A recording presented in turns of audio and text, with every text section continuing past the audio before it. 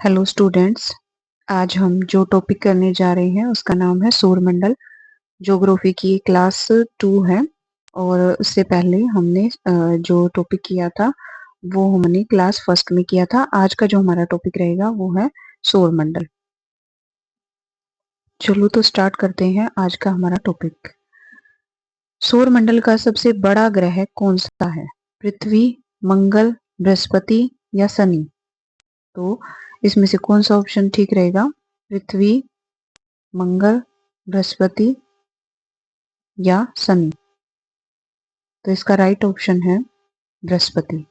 बृहस्पति सौरमंडल का सबसे बड़ा ग्रह और इसका जो द्रव्यमान है वो पृथ्वी के लगभग 300 गुना अधिक है। पृथ्वी से, जैसे पृथ्वी अगर इतनी है तो इसके 300 गुना जो है ना वो बृहस्पति है। तो ये आप अगला क्वेश्चन याद रखेंगे। नेक्स्ट है, सौरमंडल में कुल कितने ग्रह हैं? जैसा कि आप सबको पता ही है, ऑप्शन में है 7, 8, 9, 10। कितने हैं? तो सौरमंडल में 8 ग्रह हैं। अगर हम अंतरराष्ट्रीय खगोल संघ के अनुसार बात करें, कि कई बार पेपर में आ जाता है ये वाला कि किसके अनुसार जो है ना 8 ग्रह हैं, तो अंतरराष्ट्रीय खगोलीय संघ के अनुसार सौरमंडल में 8 ग्रह हैं, जिनमें है बुध, शुक्र, पृथ्वी, मंगल, बृहस्पति, शनि, अरुण और वरुण। नेक्स्ट हमारा क्वेश्चन है, देखो जैसे कि आपको स्क्रीन पे दिख रहा है कि जो है ना Mercury, Venus, moon, Earth, Mars, Jupiter, Saturn, Uranus, Neptune और प्लूटो। प्लूटो जैसा कि हटा दिया गया है, लेकिन अब हमारे 8 ग्रह हैं। सौरमंडल में सूर्य की परिक्रमा करने वाले ग्रहों का सही क्रम क्या है?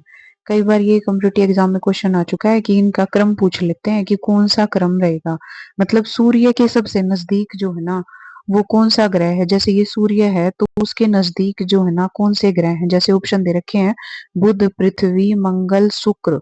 बुध, शुक्र, पृथ्वी, मंगल। बुध, शुक्र, मंगल, पृथ्वी। बुध, पृथ्वी, शुक्र और आपका मंगल। तो इनमें से कौन सा ऑप्शन सही रहेगा? बुध, शुक्र, पृथ्वी और मंगल। सबसे सूर्य के नजदीक जो ग्रह है वो आपका रहेगा सबसे पहले। जैसे ये यहाँ पे मैं सूर्य बना देती हूँ, ये हमारा सूर्य है, तो इसके सबसे नजदीक जो रहेगा, पहले सबसे पहले सूर्य के नजदीक है बुध, फिर उसके बाद है शुक्र, और जो पृथ्वी है वो तीसरे नंबर पे है, और उसके बाद जो आता है मंगल ग्रह। तो पृथ्वी के ऐसे भी क्वेश्चन आ जाता है कई बार कि पृथ्वी के नजदीक 2 ग्रह कौन से हैं। तो पृथ्वी के नजदीक जो ग्रह हो गए वो शुक्र हो गया और मंगल हो गया। ठीक है। और सूर्य से पहले 4 जो है ना, बुध, शुक्र, पृथ्वी और मंगल, ये जो 4 हैं ये पृथ्वी के सबसे नजदीक ग्रह, या फिर इनको आंतरिक ग्रह भी कई बार मान लिया जाता है। तो ये आंतरिक ग्रह के नाम से भी प्रसिद्ध है। नेक्स्ट क्वेश्चन है, जैसे कि देखो यहाँ पे चित्र में भी दिखाया गया है कि सूर्य के नजदीक सबसे पहले मरकरी, विनस, अर्थ और मार्स है, और फिर है जुपिटर, फिर उसके बाद सटर्न, उसके बाद यूरेनस और उसके बाद नेपच्यून है। तो आप इसको ऐसे चित्र में भी देख सकते हैं। अगला क्वेश्चन है, सौरमंडल का सबसे गर्म ग्रह कौन सा है? सबसे गर्म गर्म ग्रह कौन सा है? बुध, शुक्र, पृथ्वी, मंगल। सबसे गर्म, जिसमें सबसे ज्यादा आप ये कहो कि ऊर्जा जिसमें दिखाई देती है, तो कौन सा ग्रह है? तो यहाँ पे आ जाएगा शुक्र।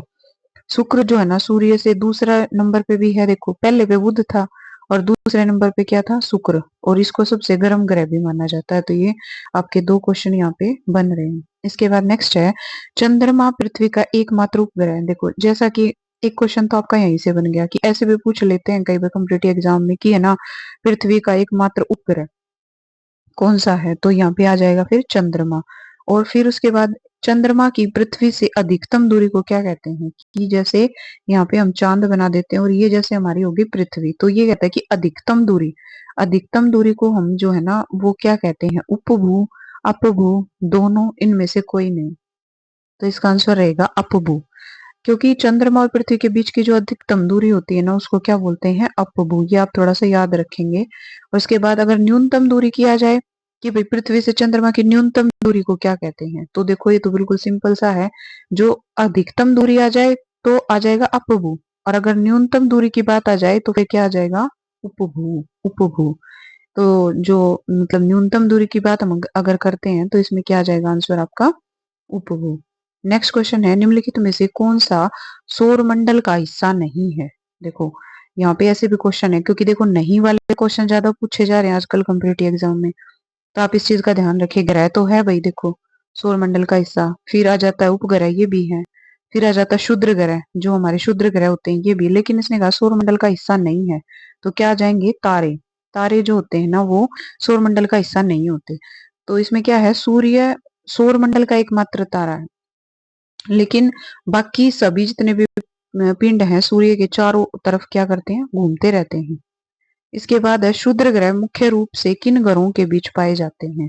पृथ्वी और मंगल के बीच, मंगल और बृहस्पति के बीच, बृहस्पति और शनि के बीच, शनि और अरुण के बीच। तो ये भी क्वेश्चन कई बार आपका कॉम्पिटिटिव एग्जाम में आ चुका है कि क्षुद्र ग्रहों के मुख्य रूप से बीच में, और ये एनसीईआरटी का क्वेश्चन है, ये भी ध्यान रखना थोड़ा सा कि ये एनसीईआरटी का क्वेश्चन है। एनसीईआरटी की जो बुक है ना आपकी, उसमें से मैंने क्वेश्चन जो है ना आपको ये निकाले हैं ये। तो एनसीईआरटी की बुक में से ये क्वेश्चन कि कौन से जो ग्रह हैं किसके बीच में आते हैं, पृथ्वी और मंगल, मंगल और बृहस्पति, बृहस्पति और शनि, शनि और अरुण। तो यहाँ पे जो आंसर आएगा मंगल और बृहस्पति। अधिकांश जितने भी क्षुद्र ग्रह मंगल और बृहस्पति के जो है ना बीच में क्षुद्र ग्रह की एक बेल्ट बनती है, एक क्षुद्र ग्रह की जो है ना बेल्ट बनती है। और वो कौन से जो दो ग्रह हैं, तो वो मंगल और बृहस्पति, ये भी आप थोड़ा सा याद रखेंगे। किस ग्रह को पृथ्वी का जुड़वा भी कहा जाता है? देखो मैंने पहले ही बताया था पहले क्वेश्चन में, आप अगर आपने थोड़ा ध्यान से देखा हो तो, कि पृथ्वी का जुड़वा ग्रह भी कहा जाता है। हमने देखा था कि सबसे पहले बुध आता था, पहले बुध आया था, उसके बाद कौन सा ग्रह आया था, शुक्र आया था, उसके बाद कौन सा ग्रह आया था, पृथ्वी था, उसके बाद कौन सा था भाई, मंगल था, है ना। तो ये हमने देखे थे। अब आप ये बताओ कि अब ये पूछ लिया कि पृथ्वी का जुड़वा ग्रह कौन सा है, तो जुड़वा ग्रह इनमें से आप देखो ऑप्शन है, बुध है, बुध है और मंगल है, शुक्र है या बृहस्पति है, कौन सा आएगा? तो इसका आंसर आ जाएगा शुक्र ग्रह।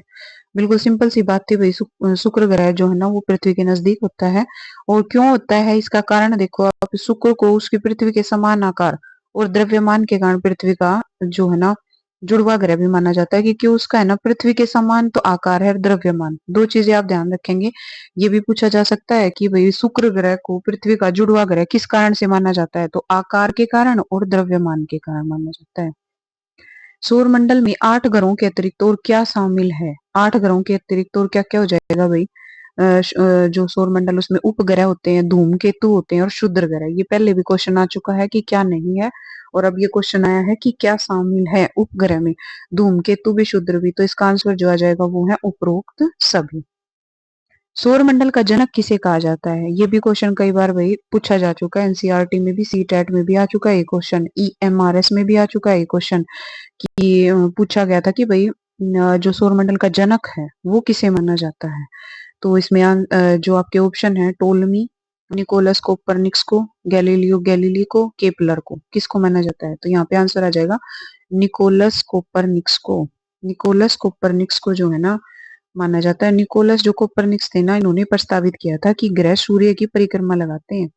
इससे पहले क्या होता था कि जब जो लोगों की पहले की प्राचीन अगर अवधारणा के अनुसार बताएं, वैदिक काल की अगर बात बताएं, तो उसमें लोग ये समझते थे कि जो सूर्य है ना वो पूर्व में तो उगता है और पश्चिम में छिपता है। इसका कहने का अर्थ ये हो गया कि है ना, मतलब सूर्य परिक्रमा कर रहा है। लेकिन कोपरनिक्स जो हुए थे ना, उन्होंने ये बताया था कि जो सूर्य है ना वो नहीं कर रहा परिक्रमा, पृथ्वी जो है ना सूर्य के चारों तरफ क्या है, रोटेशन करती है, पृथ्वी करती है रोटेशन, ना कि सूर्य करता है। ठीक है, तो सूर्य परिक्रमा करते हैं, इसलिए उन्होंने सौर मंडल का उनको क्या माना जाता है, जनक। ये बात आप थोड़ा सा ध्यान रखेंगे भाई।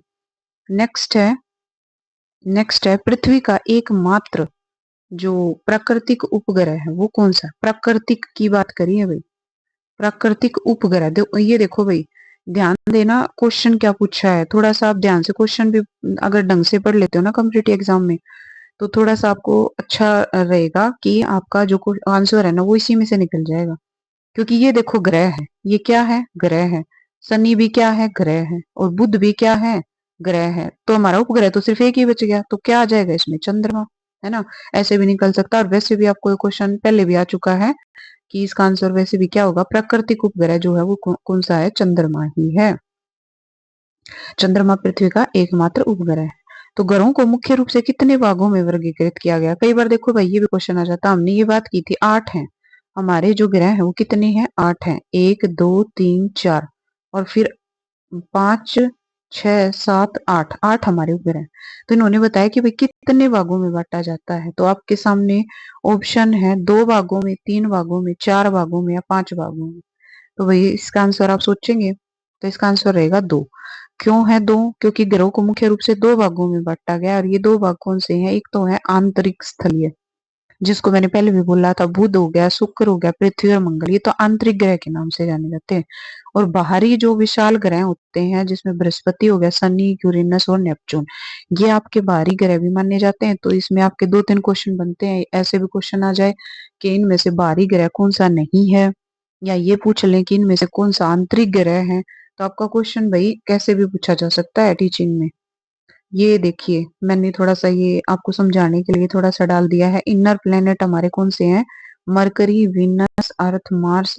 और हमारे जो एक्सटर्नल हैं, एक्सटर्नल कौन कौन से हो जाएंगे? या आउटर भी बोल सकते हो इसको, एक्सटर्नल भी बोल सकते हो। जुपिटर, स्टर्न, यूरेनस और आपका नेपच्यून हो जाएगा। ठीक है भाई। नेक्स्ट हमारा है शनि ग्रह का सबसे प्रसिद्ध लक्षण क्या है? देखो, लक्षण भी पूछ सकते हैं ये ग्रहों के बारे में। आप इस चैप्टर को थोड़ा सा और अच्छे से डीपली पढ़ के जाना भी। एनसीईआरटी का ये आपका है कि शनि ग्रह का सबसे प्रसिद्ध लक्षण क्या है, कि वो लाल रंग का है, विशाल छल्ले हैं, घना वायुमंडल है, या फिर उसमें क्या है? ज्वालामुखी है। तो ऐसे भी क्वेश्चन आ जाते हैं। तो इसका आंसर होगा विशाल छल्ले। देखो, मैंने थोड़ा सा इसमें बताया भी है आपको, ये शनि ग्रह है, ऐसा दिखाई देता है दूर से। इसके चारों तरफ ये जो है ना छल्ले बने हुए हैं। शनि ग्रह अपने विशाल स्पष्ट छल्लों के लिए जाना जाता है, जो बर्फ और चट्टान के टुकड़ों से बने हुए हैं। ये भी क्वेश्चन बनता है कि जो शनि ग्रह के जो छल्ले हैं वो किससे बने हुए हैं? चट्टान के टुकड़ों से। बर्फ बर्फ भी और चट्टान के टुकड़े, दो से बने हुए हैं। तो ये थोड़ा सा क्वेश्चन आप ध्यान देंगे। यूरेनस और नेपच्यून किस प्रकार के ग्रह हैं? अब देखो, इनके बारे में पूछ लिया कि भाई यूरेनस और जो नेपच्यून है वो किस प्रकार के ग्रह हैं। ये जो है स्थलीय ग्रह हैं, गैस विशाल ग्रह हैं, बर्फीले विशाल ग्रह हैं, या बौने ग्रह हैं। तो इनको क्या कहा जाता है? यूरेनस और नेपच्यून ग्रह को। तो ये बर्फीले विशाल ग्रह हैं, मतलब इनके ऊपर बर्फ ज्यादा है, आइस जो है ना वो ज्यादा मात्रा में। यूरेनस और नेपच्यून को बर्फीले विशाल ग्रह कहा जाता है। अच्छा, किस ग्रह को भोर का तारा, मॉर्निंग स्टार, या फिर सांझ का तारा, इवनिंग स्टार भी कहा जाता है? ये क्वेश्चन भाई बहुत बहुत बहुत बार आ गया है, और ये मोस्ट इम्पोर्टेंट क्वेश्चन है भाई, मोस्ट इम्पोर्टेंट क्वेश्चन है ये, कि मॉर्निंग स्टार या इवनिंग स्टार किसे कहा जाता है। ये बहुत बार क्वेश्चन पूछा जा चुका है। तो शुक्र को माना जाता है। ये देखो, शुक्र ग्रह थोड़ा सा ऐसा जो है ना चित्र में दिखाई देता है। शुक्र अक्सर सुबह और शाम के समय सबसे चमकीला दिखाई देता है, इसलिए इसे भोर का या सांझ का तारा भी हम कहते हैं। पृथ्वी को अद्भुत ग्रह क्यों कहा जाता है? मतलब पृथ्वी को अद्भुत क्यों माना जाता है? देखो भाई, हमारी पृथ्वी के बारे में अब देखो, क्योंकि यहाँ जीवन संभव है, क्योंकि यह नीला दिखाई देता है, क्योंकि यह ध्रुवों पर थोड़ी चपटी है, उपरोक्त सभी। तो इनमें से कौन सा आपको ऑप्शन ठीक लगता है? आप बताओ भाई, थोड़ा सोच के। तो इसका आंसर रहेगा उपरोक्त सभी। पृथ्वी ही एकमात्र ऐसा ग्रह है जहाँ जीवन के लिए आवश्यक परिस्थितियां मौजूद है। अंतरिक्ष में देखने पर यह नीला भी दिखाई देता है, और इसका विशिष्ट आकार भी होता है। बिल्कुल सही बात है ये। तो इसके जो है ना आंसर तीनों ही सही हो जाएंगे। ध्रुवों पे चपटी भी है पृथ्वी। इसके बाद सूर्य पृथ्वी से लगभग कितनी दूरी पर है? ये क्वेश्चन भी भाई पूछा जा चुका है पहले, कि 10 करोड़ किलोमीटर है, 15 करोड़ किलोमीटर है, 20 करोड़ किलोमीटर है, या 5 करोड़ किलोमीटर है। तो इसका सही आंसर हो जाएगा 15 करोड़ किलोमीटर। सूर्य पृथ्वी से लगभग 150 मिलियन किलोमीटर। मिलियन में अगर पूछ लें तो आपको आंसर देना होगा 150 मिलियन किलोमीटर, और करोड़ में पूछ ले तो 50 करोड़ किलोमीटर जो है ना वो दूर है। नेक्स्ट है मिल्की वे, आकाश गंगा का हिस्सा। हमारा सौरमंडल किस ब्रह्मांडीय संरचना का भाग है? किस ब्रह्मांडीय संरचना का? आपको जैसे कि पता भी है कि जो ब्रह्मांड है पूरा, कौन सी जो ब्रह्मांडीय रचना है जिससे हमारी मिल्की वे आकाश गंगा का हिस्सा है? निहारिका, जिसको नेबुला भी बोलते हैं, ब्लैक होल, यूनिवर्स, या धूमकेतु। तो इसका आप आंसर सोचिए भाई थोड़ा सा। तो ये है ब्रह्मांड। हमारा जो सौरमंडल है, आकाश गंगा, मिल्की वे जो भाग है, वो ब्रह्मांड का एक हिस्सा है, जिसमें लाखों आकाश गंगाएं। देखो, लाखों आकाश गंगाओं में से हमारी जो आकाश गंगा है उसको मिल्की वे नाम दिया गया है। तो ये आप थोड़ा सा ध्यान रखेंगे। Thank you so much. यहाँ पे हमारा आज की क्लास जो है खत्म होती है। अगर आपने अभी तक मेरा चैनल सब्सक्राइब नहीं किया है तो आप मेरा चैनल सब्सक्राइब कीजिए, लाइक कीजिए। Thank you so much.